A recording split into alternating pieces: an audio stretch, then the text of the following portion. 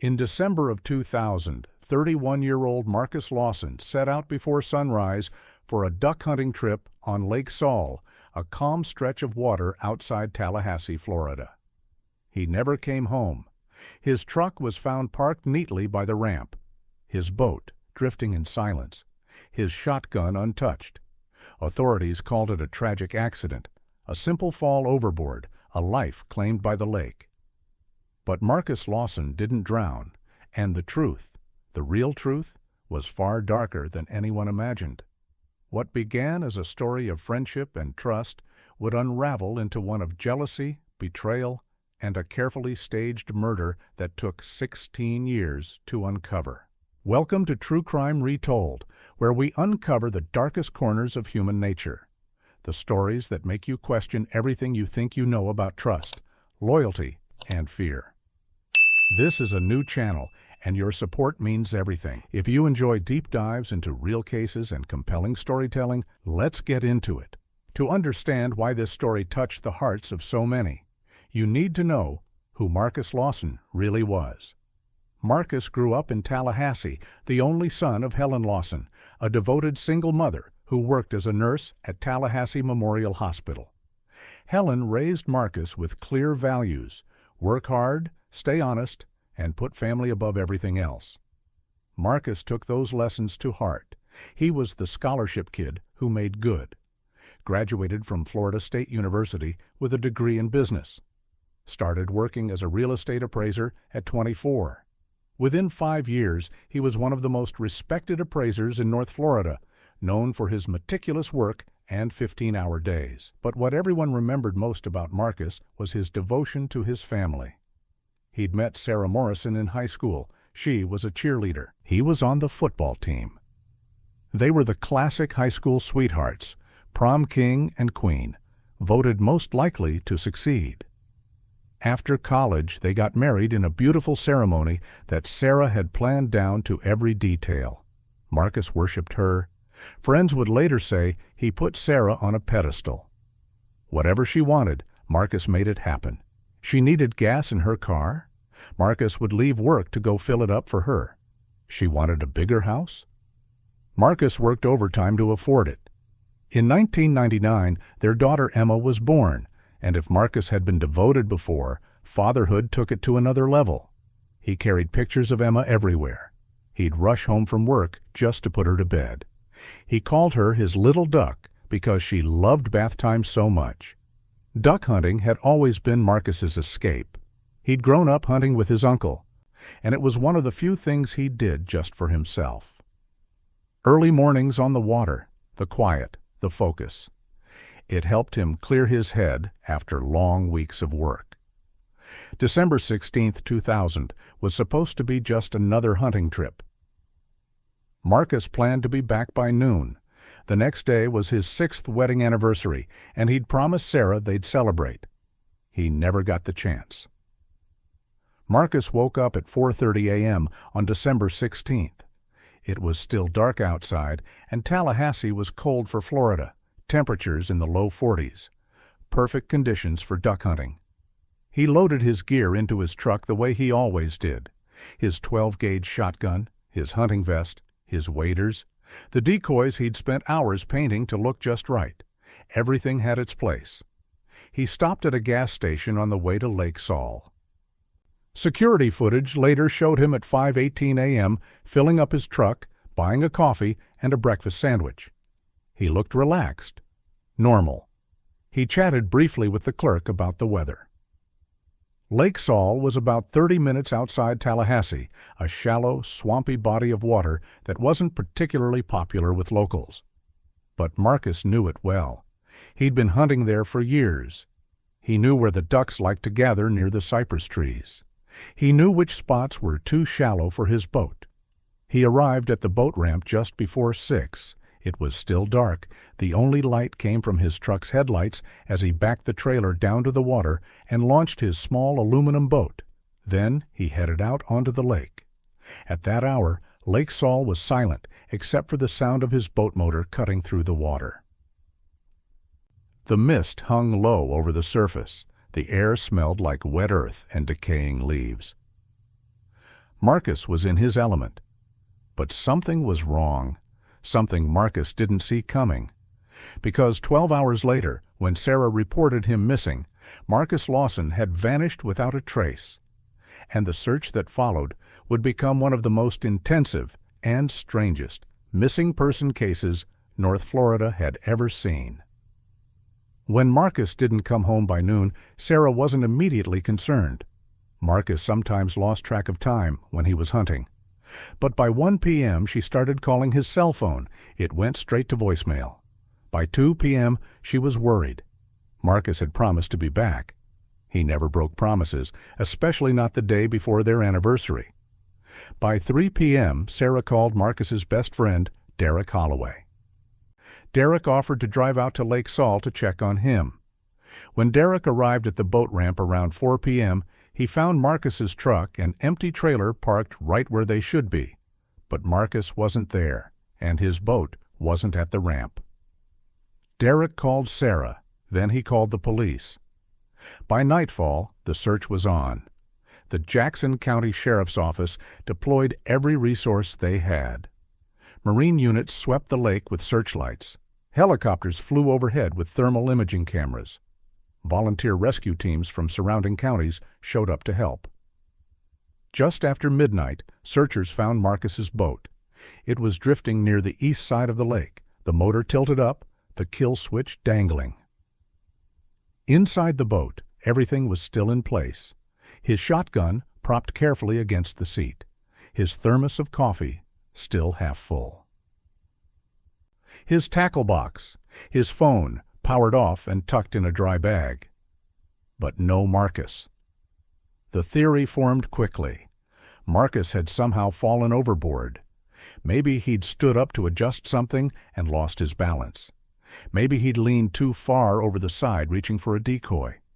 These things happen to hunters all the time. The problem was, there was no body. Over the next 44 days, the search continued. Divers went down into the murky water again and again. Cadaver dogs walked the shoreline. Helicopters crisscrossed the lake in grid patterns. Volunteers dragged the bottom with poles, feeling for anything that might be human remains. They found nothing. Lake Saul is known for one thing: alligators, big ones, lots of them. During the search, crews counted at least 15 to 20 large gators in the area where Marcus's boat had been found. That's when the theory changed. Maybe Marcus hadn't just drowned. Maybe he'd been attacked. Maybe the alligators had taken him. Maybe that's why there was no body to recover. It was a horrifying thought, but it seemed like the only explanation that made sense. Or so everyone thought. Before we continue, I just want to say, if you're still here listening to this story, thank you. This is a new channel, and honestly, every view, every like, every subscription means the world. It tells me these stories matter to you the way they matter to me. So if you're enjoying this, hit that subscribe button. It really does help. All right, let's get back to it.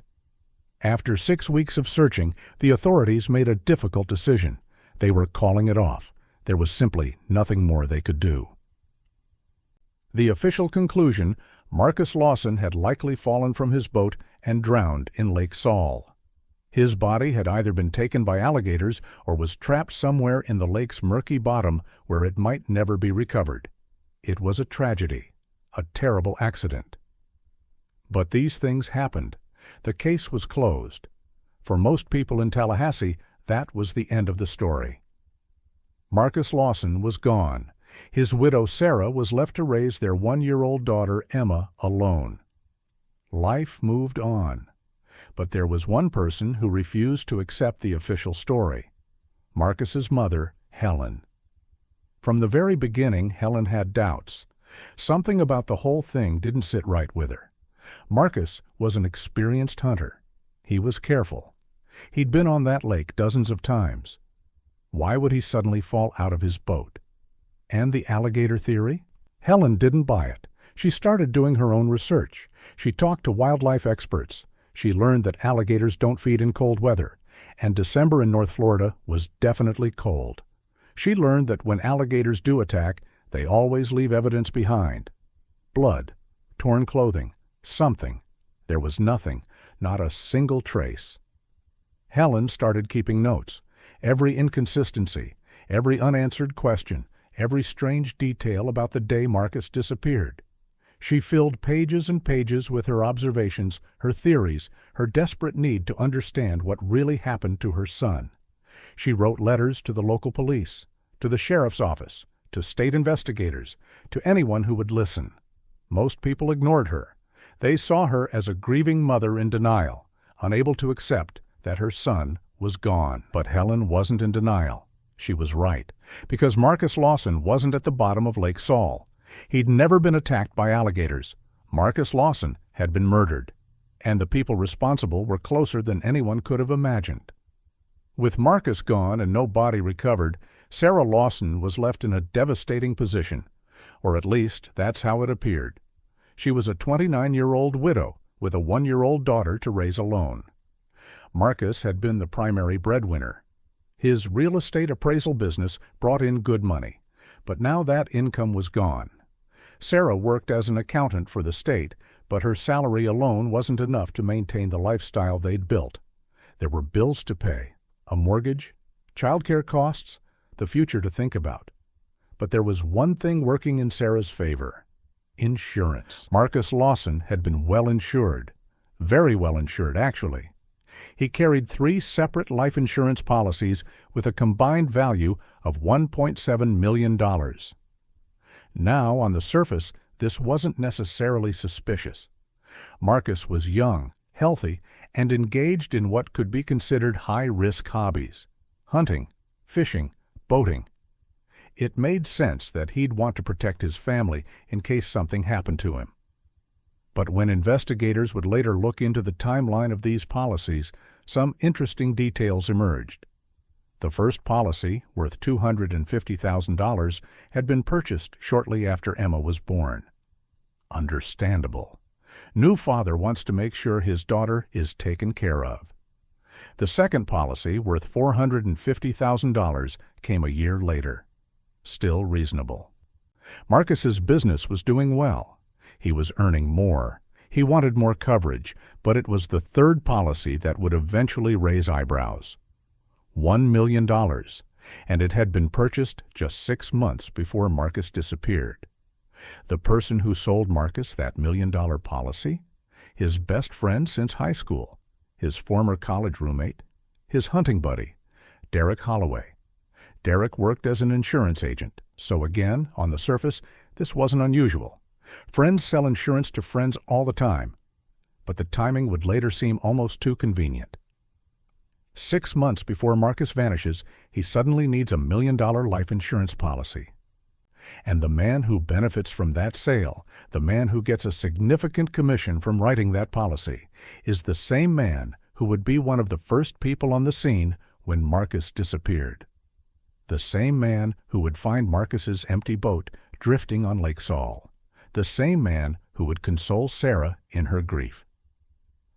But we're getting ahead of ourselves. In Florida, there's a law about declaring someone dead when there's no body. Normally, you have to wait 5 years. 5 full years before a missing person can be legally declared deceased. But Sarah Lawson didn't want to wait 5 years. While Marcus had only been missing for a few months, while search teams were still occasionally going out to Lake Saul, hoping to find something, anything, Sarah filed a petition to have her husband declared legally dead. Her reasoning was straightforward. Marcus was clearly gone. His boat had been found. The extensive search had turned up nothing. The alligator theory explained why there was no body to recover. Waiting 5 years wouldn't change any of these facts. All it would do was prevent her from accessing the life insurance money that Marcus had wanted her to have. Sarah's attorney argued that the circumstances of Marcus's disappearance, the abandoned boat, the evidence of alligator activity in the area, the failed search, were proof enough that he was deceased. And incredibly, just 6 months after Marcus disappeared, a judge agreed. The death certificate was issued in June of 2001. Cause of death: Accidental drowning while duck hunting on Lake Saul. The body has not been recovered. This was remarkably fast, abnormally fast, some would later say. Most cases like this drag on for months, even years, before a judge will sign off on a death certificate without a body. But in Marcus Lawson's case, it took half a year. With the death certificate in hand, Sarah could now claim the life insurance. $1.7 million. She collected the money quickly. Within weeks of the judge's ruling, the insurance companies paid out. Sarah was, on paper at least, a wealthy widow. Friends and family assumed she'd use the money carefully, put it away for Emma's future, maybe buy a modest home, live quietly as she grieved her husband and adjusted to single motherhood. But that's not quite what happened. Sarah did buy a new house, a bigger one, a nicer one. She upgraded her car. She hired a nanny. Her lifestyle didn't seem to reflect someone who was struggling financially. Some people in Tallahassee started to whisper. It seemed a bit fast, didn't it? A bit cold, maybe, to be spending money so freely when Marcus's body still hadn't been found? But grief looks different for everyone, people said. Maybe Sarah was coping in her own way. Maybe the money gave her a sense of security she desperately needed. Maybe people should stop judging a widow trying to provide for her daughter. And for a while, the whispers died down. Life went on. Marcus Lawson faded from the headlines, and his case might have stayed closed forever, if not for what happened next. 6.5 months after Marcus disappeared, a local fisherman was out on Lake Saul when he noticed something unusual floating near the eastern shore. A pair of waders, the heavy waterproof overalls that hunters wear to keep dry in shallow water. They were floating in the same general area where Marcus's boat had been found. The fisherman called it in. Deputies came out to retrieve them, and sure enough, they appeared to be Marcus's waders. The right size, the right style, similar to ones his family said he owned. The discovery made headlines. After months of nothing, finally there was something. Physical evidence. Proof that Marcus had been there, that something had happened. And then, just 2 days later, more items surfaced in the same spot. Marcus's hunting vest, his Florida hunting license, still tucked in the vest pocket. A flashlight. All of it found in one small area of the lake, as if it had all come up at once. The timing was remarkable. These items had supposedly been underwater for more than 6 months, weighed down by the lake, caught in the muck and vegetation. And then suddenly, just days before a crucial court hearing about the life insurance payout, they all popped up together. Sarah's attorney presented these items as further proof of Marcus's death. See? Here's his gear. Here's his license. This is where he was. This is what happened. The lake gave up what it could. The judge accepted this evidence. The death certificate stood. The insurance money was released. But something about those waders bothered the investigators who retrieved them. They weren't slimy.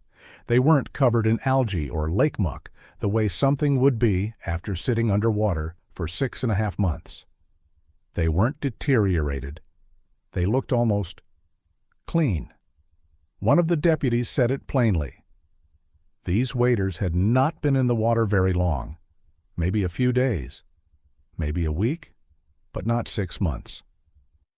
Which raised an obvious question. If the waders hadn't been in Lake Saul all this time, where had they been? And who put them there? It was a question that would haunt the case for years, but at the time, no one pushed it further. The ruling had been made. The insurance had been paid out. The case was closed. Marcus Lawson was officially dead. But there was one person who refused to let it go. Helen Lawson had never believed her son drowned in Lake Saul. From the very first day of the search, something about the official story felt wrong to her. Marcus was too careful, too experienced. He'd been hunting that lake for years. Why would he suddenly fall out of his boat? And even if he had, why was there no evidence, no torn clothing caught on branches, no signs of struggle? And those waders showing up right when they were needed for the insurance claim? That was too convenient, too perfect. Helen started keeping detailed notes.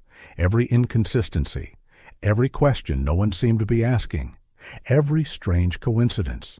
She wrote down the timeline of the insurance policies. She noted how quickly Sarah had filed for the death certificate. She documented the condition of the waiters when they were found. She talked to alligator experts who told her that gators don't feed in December, that even if one had attacked Marcus, there would be physical evidence, blood in the boat, tears in his clothing, something. She compiled everything into a 27-page document, single-spaced, meticulously organized, and then she started her campaign. She wrote letters to the local police, to the sheriff's office, to the state attorney, to the governor. She made posters with Marcus's photo. "Have you seen my son?" She paid for billboards around Tallahassee, asking anyone with information to come forward. She showed up at Sarah's church with signs, peacefully protesting, asking for answers. Sarah was furious. She threatened Helen. If Helen didn't stop this crusade, if she didn't stop spreading conspiracy theories and causing problems, Sarah would cut her off completely.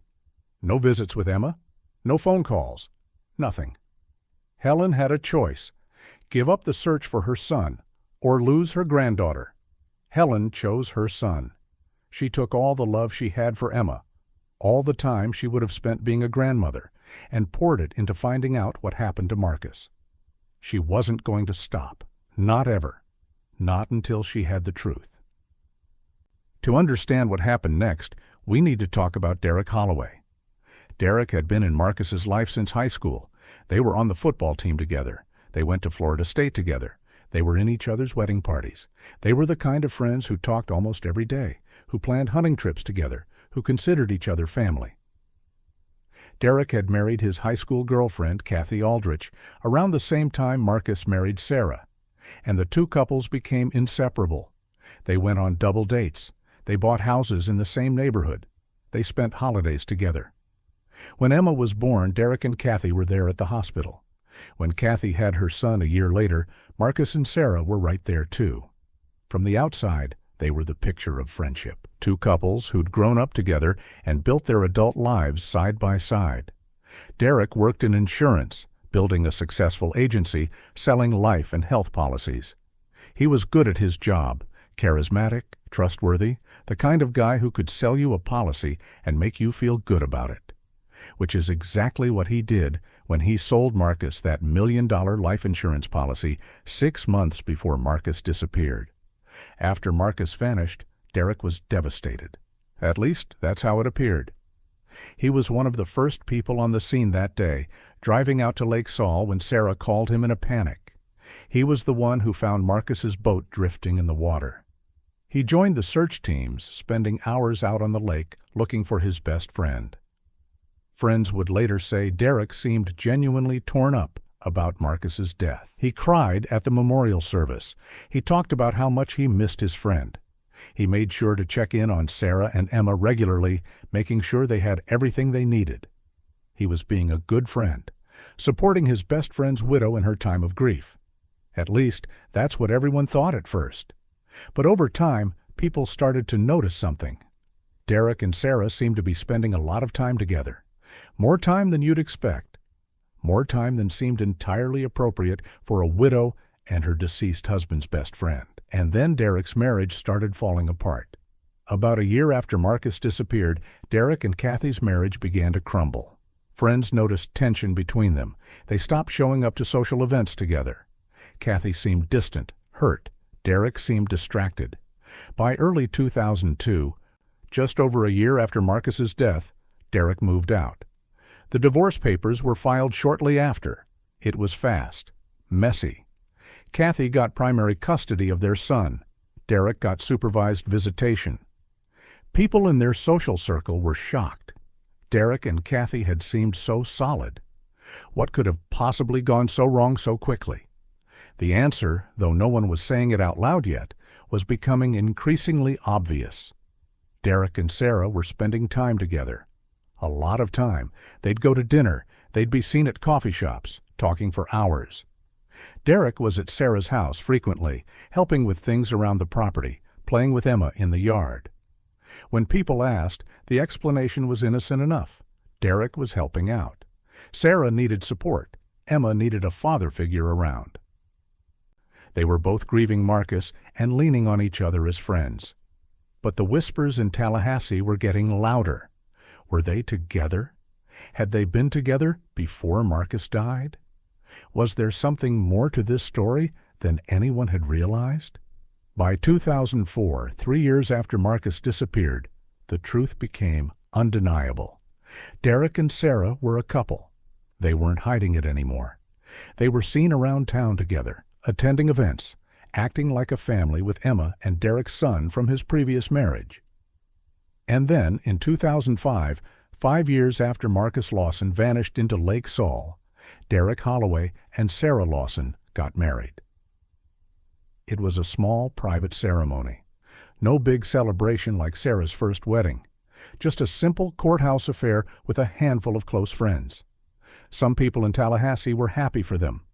Life goes on, they said. People deserve second chances at love. Sarah and Derek had both lost so much. Sarah, her husband, Derek, his marriage, and if they found comfort in each other, who were we to judge? But other people couldn't shake the feeling that something was off. The timing felt wrong. The quickness of it all felt suspicious. And the fact that Derek had sold Marcus that huge insurance policy right before he died, that had never sat right with a lot of people. But there was no proof of anything, no evidence of wrongdoing, just speculation and gossip. And Marcus's case remained closed until Helen Lawson's relentless campaign finally got someone to listen. In 2004, 4 years after Marcus disappeared, Helen's persistence finally paid off. The Florida Department of Law Enforcement agreed to take another look at the case. It started with a meeting. Lee investigators sat down with Helen and went through her 27 pages of notes. They listened to her concerns about the alligator theory. They reviewed the timeline of the insurance policies. They looked at the evidence that had mysteriously surfaced right when it was needed. And they agreed something didn't add up. A multi-agency task force was formed. Detectives from FDLE, the Jackson County Sheriff's Office, and the State Attorney's Office began quietly reinvestigating Marcus Lawson's disappearance. They started by re-interviewing everyone who'd been involved. Friends, family, co-workers. They pulled phone records. They examined financial documents. They looked into Sarah and Derek's relationship, when it really started, whether there was any evidence of an affair before Marcus died. And they found some interesting things. First, Derek's alibi for the morning Marcus disappeared had problems.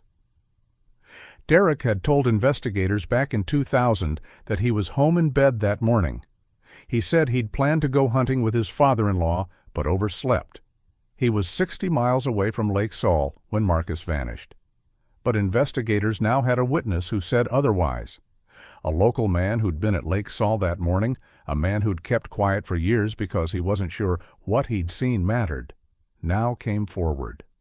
He'd seen someone at the boat ramp around the time Marcus would have been there, someone who looked an awful lot like Derek Holloway. When investigators showed him a photo lineup, the witness pointed to Derek's picture without hesitation. Derek had been at Lake Saul that morning. He'd lied about his alibi. Second, Derek's ex-wife Kathy had information she was finally ready to share. She told investigators that Derek and Sarah's relationship hadn't started after Marcus died. It had started before, maybe years before.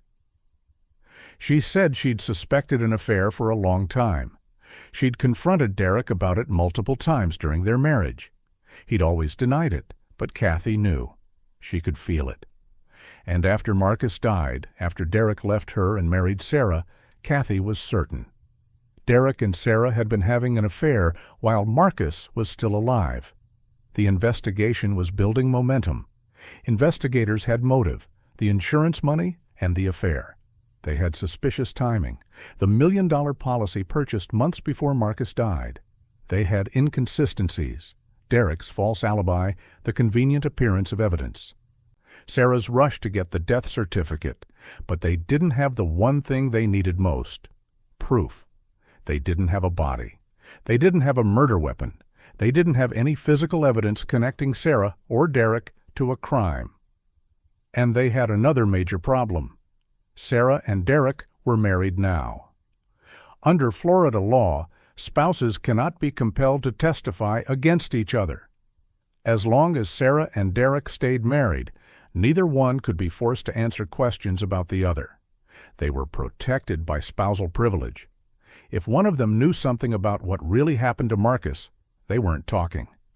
And without someone flipping, without someone breaking, the investigation had nowhere to go. By 2006, the task force had essentially hit a wall. They strongly suspected foul play.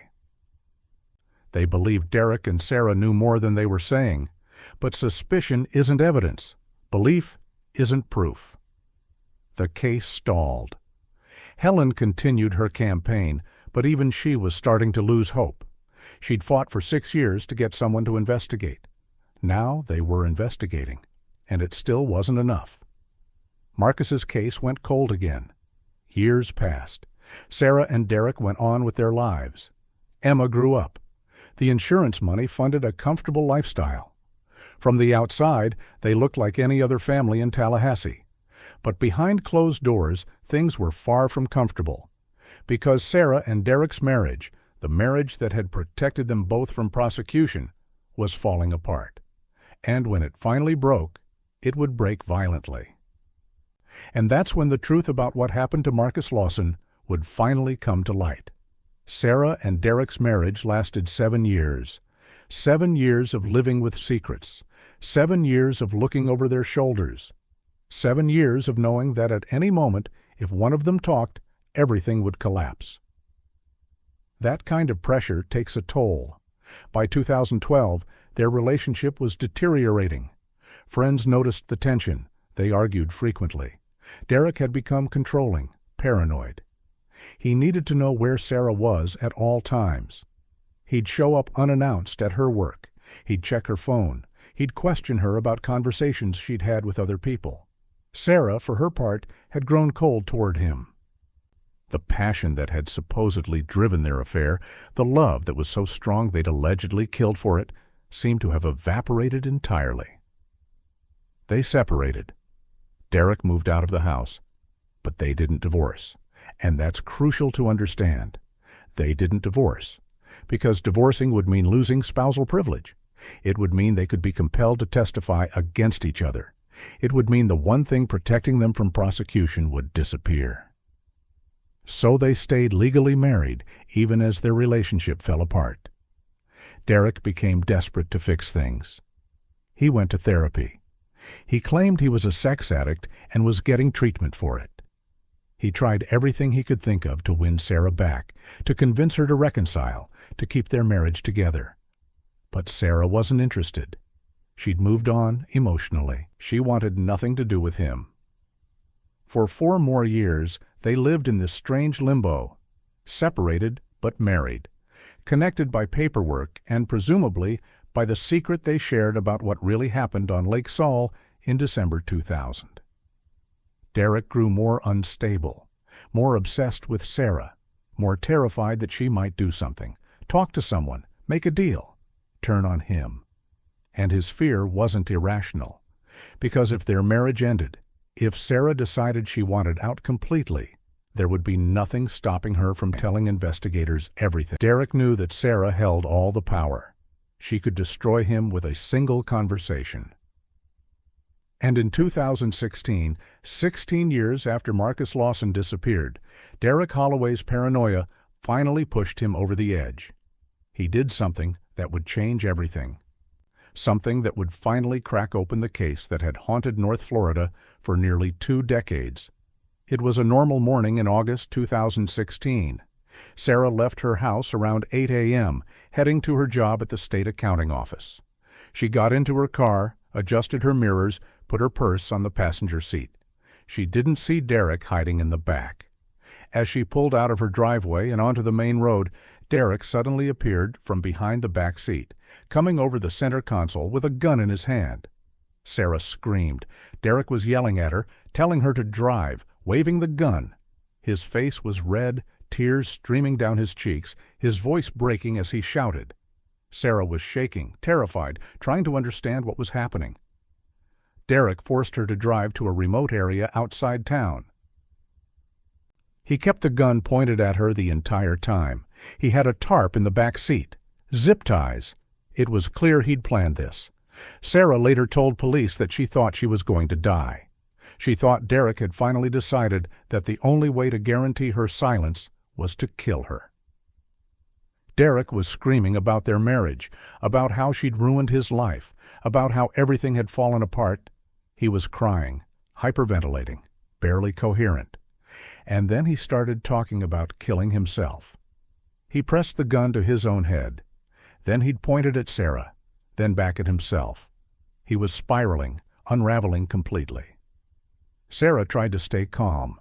She spoke softly, agreeing with whatever Derek said, trying to de-escalate the situation. She told him she understood, that she knew he loved her, that they could figure this out. For hours, Derek kept her in that car, going back and forth between rage and despair, between threatening her and threatening himself. Finally, whether because Sarah's calm words got through to him or because he simply ran out of steam, Derek let her go.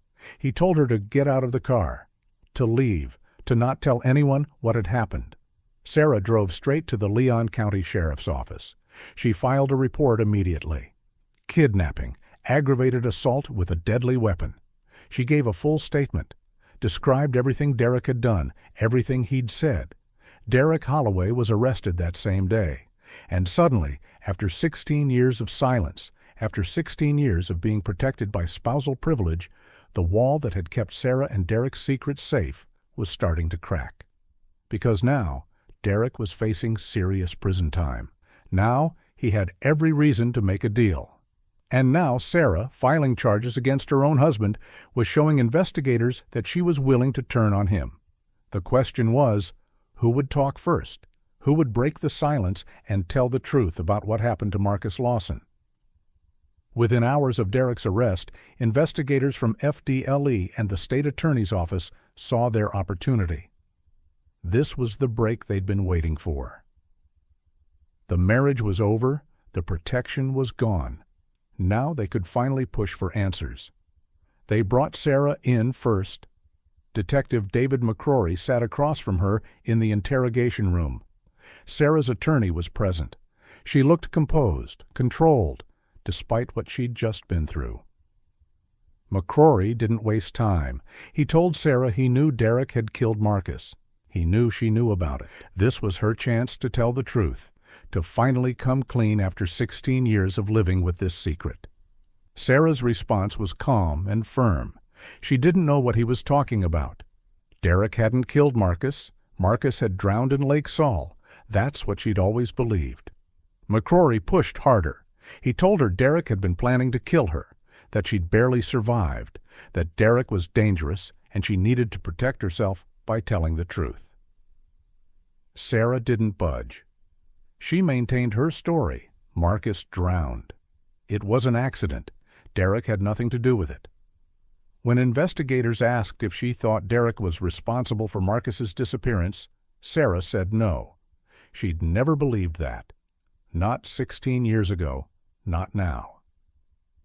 The interrogation lasted hours. McCrory tried every angle he could think of, but Sarah gave them nothing. She walked out of that room still maintaining her innocence. Next, investigators tried Derek, but Derek wasn't talking either. His attorney had advised him to stay silent, and that's exactly what he did. He refused to answer questions about Marcus, refused to discuss that morning at Lake Saul, refused to give investigators anything they could use. Both of them were holding firm. The investigators were frustrated, but not surprised. These two had kept this secret for 16 years. They weren't going to break easily, but there was still hope, because Derek was now facing 20 to 30 years in prison for kidnapping Sarah. And people facing that kind of time often reconsider their loyalties. The question was whether Derek would crack before his sentencing, whether the prospect of dying in prison would finally make him tell the truth. 16 months later, in December 2017, Derek Holloway stood before a judge for sentencing on the kidnapping charges. He'd pleaded guilty. There was no trial, no drawn-out legal battle. The evidence was overwhelming. Sarah's testimony was damning. Derek's own actions spoke for themselves. His attorney asked for leniency. 15 years. Derek had no prior criminal record. He'd been under immense psychological stress. He needed help, not decades in prison. But then Sarah spoke. She stood up in that courtroom and told the judge exactly what Derek had done to her, how terrified she'd been, how she still couldn't sleep at night, how she feared Derek would finish what he started the moment he got out of prison. She described the gun pressed to her ribs, the tarp in the back seat, the look in Derek's eyes that told her he was capable of anything. And then Sarah asked the judge to give Derek the maximum sentence, life in prison if possible, because Derek Holloway was dangerous, because he'd tried to kill her once and would try again. It was a powerful statement. Everyone in the courtroom was moved by it. The prosecutor asked for 45 years. The judge sentenced Derek to 20 years. Derek was led out of the courtroom in shackles. He looked broken, defeated. At 50 years old, he'd be 70 before he saw freedom again. For most people watching, that seemed like the end of the story. Derek would go to prison, Sarah would move on with her life, and the question of what really happened to Marcus Lawson would remain unanswered forever. But they were wrong, because one day after Derek's sentencing, the Florida Department of Law Enforcement held a press conference, and what they announced would shock everyone. The press conference was held on a cold December morning in 2017, exactly 17 years after Marcus Lawson disappeared. FDLE officials stood behind a podium facing a room full of reporters and cameras. The case of Marcus Lawson had been cold for so long that most people had forgotten about it. But the agency had called this press conference specifically to make an announcement. A major announcement. The lead investigator stepped up to the microphone. His statement was brief but explosive. They knew what happened to Marcus Lawson. He hadn't drowned in Lake Saul. He hadn't been taken by alligators. Marcus Lawson had been murdered, and they knew who killed him. The room erupted with questions. How did they know? Who was responsible? Where was the body? Had there been an arrest? The investigator explained. Derek Holloway had confessed. In exchange for immunity from murder charges, Derek had told them everything, where Marcus was killed, how it was done, and most importantly, where the body was buried. After 17 years, Marcus Lawson was finally coming home. The news hit Tallahassee like a shockwave. People who'd known Marcus, who'd been part of the search back in 2000, who'd attended his memorial service, were stunned. It had been murder all along. Everyone who'd suspected something was wrong had been right. And Helen Lawson, the mother who'd never stopped fighting, who'd spent 17 years demanding answers, finally had her vindication. But the announcement raised more questions than it answered. What exactly had Derek confessed to? What was his motive? And what role, if any, had Sarah played in Marcus's death? The details of Derek's confession were shocking, and they painted a picture of betrayal, greed, and cold-blooded murder that was far worse than anyone had imagined. Derek's confession was recorded in audio interviews with prosecutors, and in those recordings he laid out exactly what happened on the morning of December 16, 2000. According to Derek, the plan to kill Marcus had been in the works for months. He and Sarah had been having an affair for nearly 2 years. They were in love, Derek said. They wanted to be together. But there was a problem.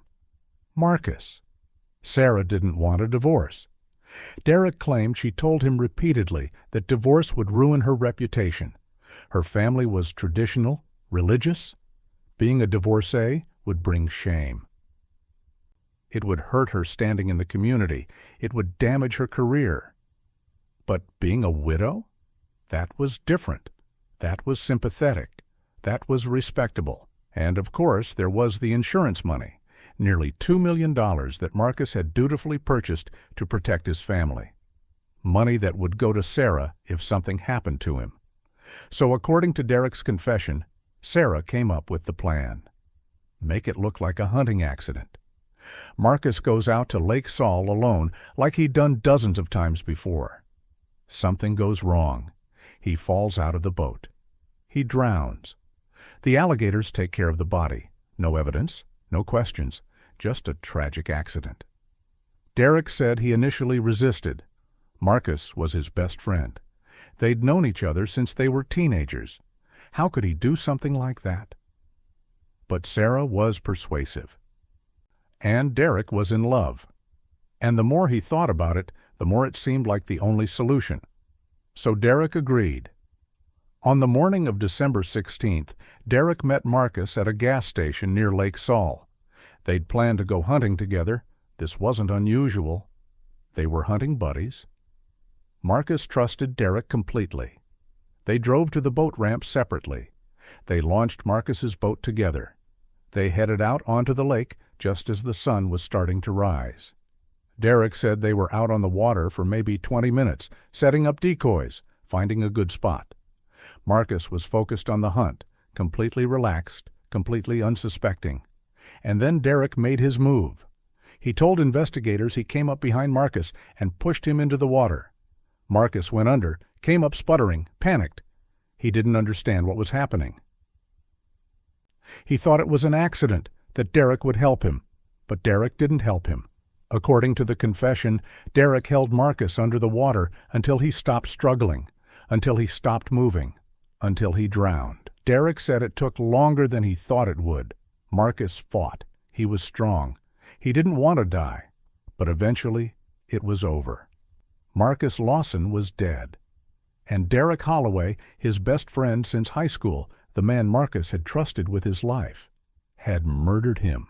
But killing Marcus was only half of the plan. Now, Derek had to make the murder look like an accident. According to his confession, Derek loaded Marcus's body into his own vehicle, which he'd hidden near the boat ramp. He wrapped the body in a tarp and drove away from Lake Saul. He pushed Marcus's boat back out onto the water, leaving the motor running. The gear in place.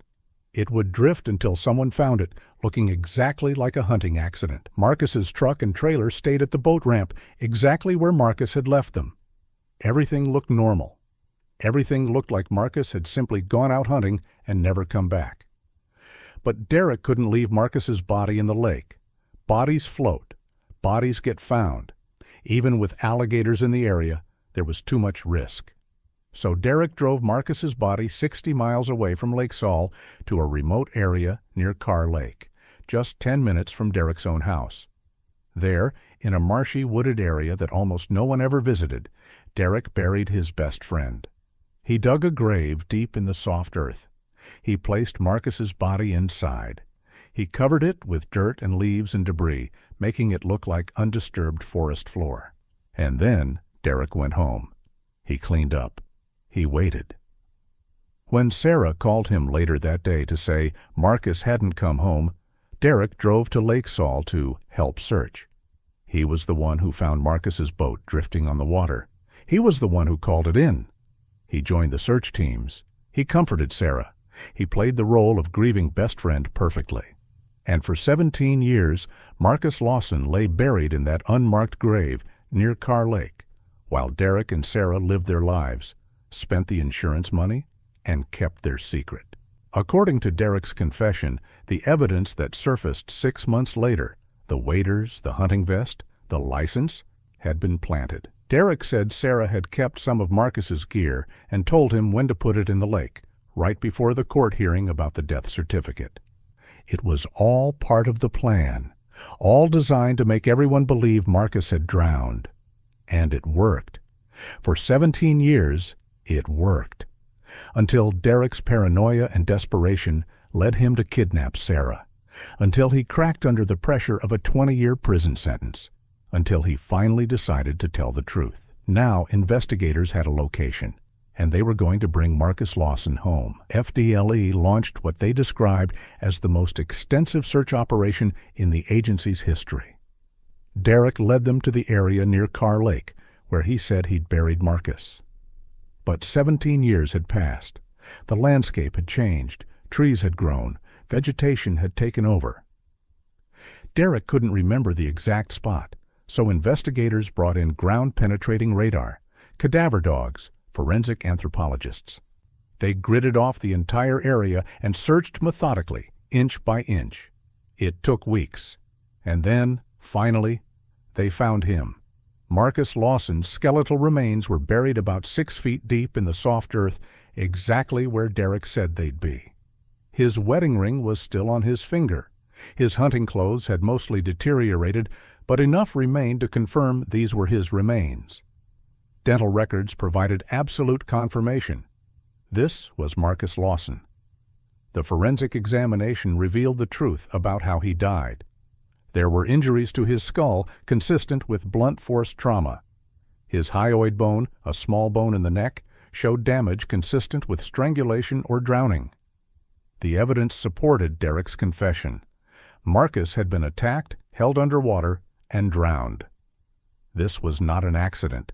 This was murder. Up close, personal. Brutal. For Helen Lawson, the news was devastating and vindicating at the same time. She'd been right all along. Her son hadn't drowned in Lake Saul. He hadn't been taken by alligators. He'd been murdered. But knowing the truth, knowing exactly how Marcus died, how violently, how terrified he must have been in those final moments, was almost too much to bear. Still, after 17 years of not knowing, of wondering, of fighting for answers, Helen finally had what she'd been searching for. She could bury her son. She could say goodbye properly. She could give Marcus the peace he deserved. But there was still one piece of the puzzle missing. Derek had confessed to killing Marcus. He'd admitted to everything. He'd led police to the body. But Derek had made a deal. In exchange for his confession, he received full immunity from murder charges. He couldn't be prosecuted for killing Marcus Lawson. However, Derek's confession included one final, crucial detail. He said Sarah had masterminded the entire thing, and Sarah had no immunity deal. 5 months after Marcus's body was discovered, Sarah Lawson was arrested at her workplace. Deputies walked into the state accounting office in May 2018 and arrested her in front of her co-workers. The charges: first-degree murder, conspiracy to commit murder, and accessory after the fact. 18 years after Marcus disappeared, someone was finally being held accountable. Her defense attorney was adamant. Sarah was innocent. This was all Derek Holloway's doing. Derek was a confessed murderer trying to save himself by blaming someone else. There was no physical evidence linking Sarah to the crime. Just the word of a man who'd killed his best friend. But prosecutors believed Sarah was the mastermind. She had the motive: nearly $2 million in insurance money, an affair with Derek, and a desire to avoid the shame of divorce. Derek's testimony would prove it. The trial began in December 2018, exactly 18 years after Marcus vanished. The prosecution's case centered on one argument. Sarah wanted her husband dead, and she convinced Derek to do it. They presented the timeline: the $1 million insurance policy purchased 6 months before Marcus died, the aggressive push to declare him dead in just 6 months instead of 5 years, the convenient appearance of evidence right before the court hearing. Their star witness was Derek Holloway himself. Derek took the stand in prison clothing and admitted everything: the affair, the planning, meeting Marcus at Lake Saul that morning, pushing him into the water, holding him under until he drowned, burying the body near Carr Lake, planting evidence months later. But Derek insisted Sarah had orchestrated it all. According to him, she'd come up with the plan. She'd convinced him it was the only way they could be together. She'd told him when to plant the evidence. And for 18 years, she'd held the threat over his head. If either of them talked, they'd both go to prison. The The defense hammered Derek's credibility. He was a confessed killer with immunity, a liar who'd betrayed his best friend. He had every reason to blame Sarah to avoid full responsibility.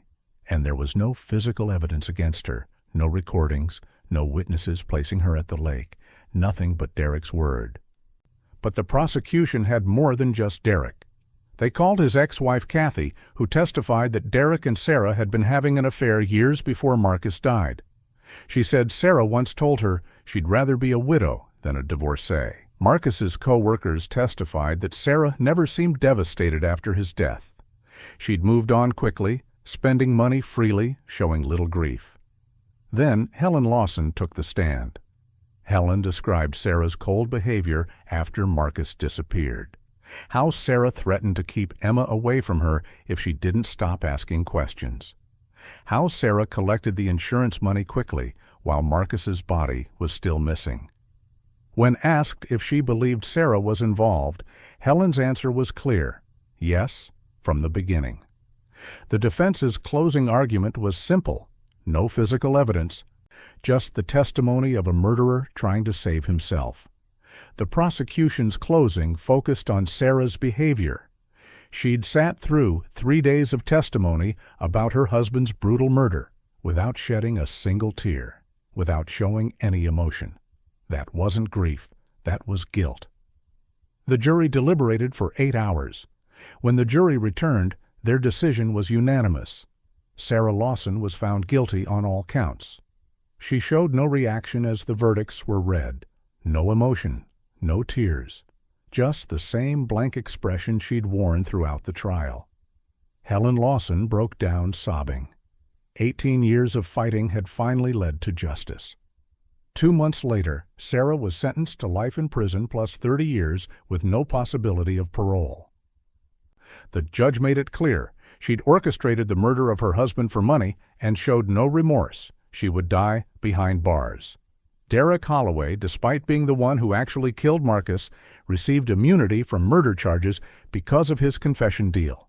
He's still serving 20 years for kidnapping Sarah and will be eligible for parole in 2037. Marcus Lawson was finally laid to rest in a proper burial 18 years after his death. Helen arranged a small funeral attended by family and close friends. She placed one of his fishing lures in the coffin, a reminder of the mornings he loved on the water. Emma, now a young woman, attended her father's funeral.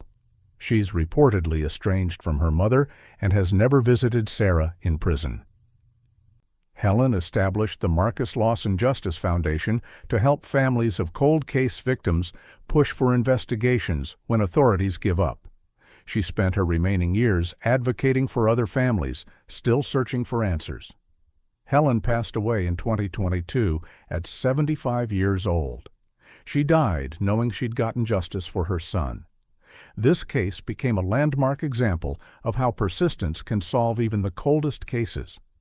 Without Helen's relentless 18-year campaign, Marcus's murder would have remained unsolved. Sarah and Derek would have gotten away with it. Marcus would still be buried in that unmarked grave. But Helen refused to accept the easy answers. She refused to believe the alligator story. She refused to stop asking questions.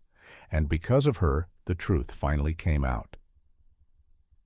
Marcus Lawson didn't drown in Lake Saul on a hunting trip gone wrong.